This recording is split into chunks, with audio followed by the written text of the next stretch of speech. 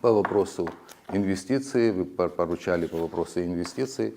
У нас люди идут, инвесторы идут, все это совместные в основном предприятия, состоящих из граждан России и граждан Абхазии в основном.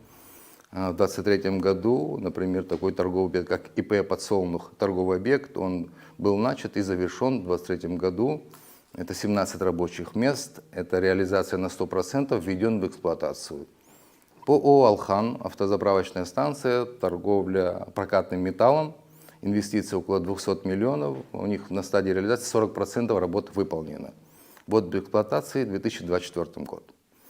По ПСНОИЛ строит автозаправочную станцию, выделено место, инвестиции 200 миллионов, приступили к реализации, сейчас они работают с землей. Геология, геодезия этим занимается, ввод в эксплуатацию, по их данным, в течение года они запустят. Рабочих мест будет 35. Их около 10, я все зачитаю. ООО «Казан МТБ» – это магазин беспошлинной торговли, инвестиции 50 миллионов, реализация уже на 80% они подстроились. В эксплуатации тоже 2024 год, 15 рабочих мест. ООО «Абсней Дьюти», магазин беспошлинной торговли, инвестиции 45 миллионов, реализация на 100%, введена в эксплуатацию, работают. Учет в Гальском районе, налоги мы получаем. Сколько человек работает? 15 человек работают, мы получаем с них подоходный налог с оплаты труда. ООО «Замурсакан», тоже магазин, там 3 магазина беспошлинной торговли, вот один реализован, тоже 80% у них уже реализация, вот в эксплуатацию 2024 год.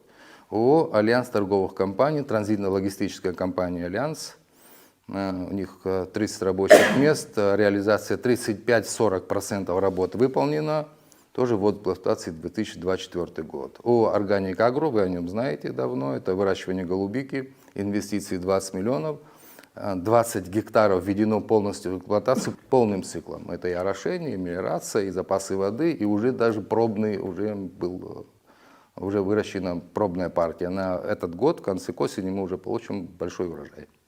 ООО «Аграрная Абхазия», выращивание злаковых и подсолнечных культур. У них почти 100 миллионов инвестиций, на где-то миллионов на 70 они завезли технику. Это комбайны, это специальная техника аграрная, уже оно в районе. И вот у них тоже где-то на 70% у них уже реализовано, дальше уже согласно посевным они будут работать.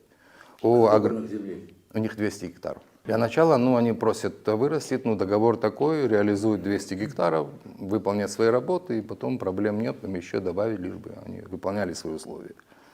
ООО «Агроресурс», выращивание чайных культур, кстати, они были запросниками 1000 гектаров в селах Сида и Батайгуара, 1000 гектаров, вот им было выделено, пока ведутся мелиорационные и изыскательские работы. Пока они на этом... Когда им было выделено 1000 гектаров? Им было выделено, в прошлом году, к осени. И что сделано за это время? 1000 гектаров большой объем, относимся терпимо, потому что большой объем, это все уже заросшие бывшие чайные плантации. Что сделано? Очисткой занимаются. Как? Мелиорацией и чисткой. Отводы воды и расчищают. Работают? Да, работают. Вы были на этом мероприятии? Я был на этом работе, да, у них они собираются ограждать. Это все должно А кто такие инвесторы? Местные? Это местные, да, местные инвесторы. Да. Для меня это ООО «Агроресурс», имя тоже не проблема, они есть в Минюсте, и могу это тоже озвучить. Далее за 2023 год выдано распоряжение почти на 82 гектара, это небольшие, из них 52, это сельхозназначение за 2023 год. Это небольшие по 2 гектара, по 3, по 5, это на однолетние культуры. Плюс еще приусадебные и коммерческие объекты.